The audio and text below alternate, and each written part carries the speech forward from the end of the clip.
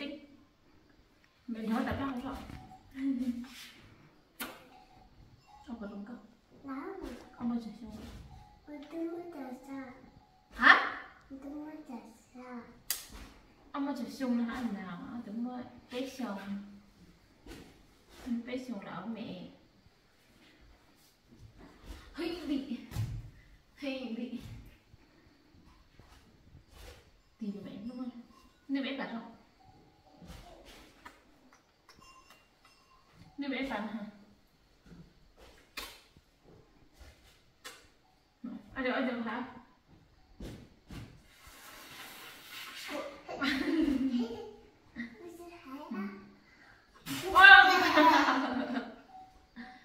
Sẽ phê đâu đâu. Chỉ có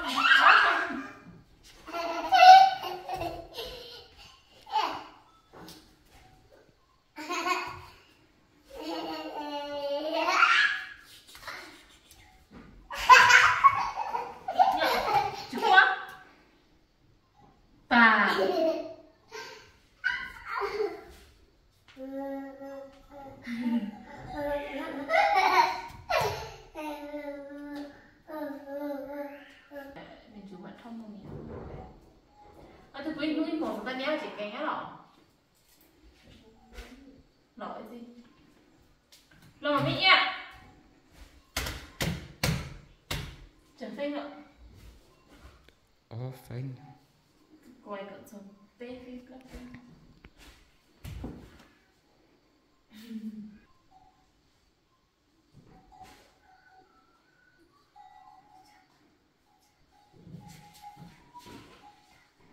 là cái yeah.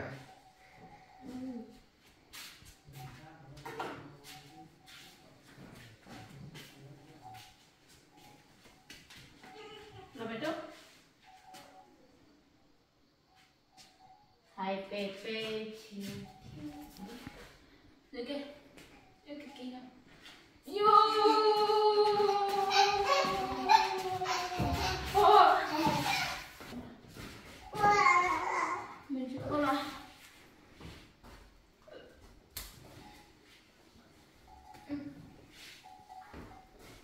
rồi cái một cái bát hả?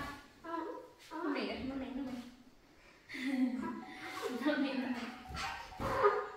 xếp một cái bát hả? Không ăn dịp đó không? Xài miệng đúng không anh? Anh dùng thử tập đó. Nhớ thì mà tí to mà tí xuống thì lòng mà. Đúng không chị ạ?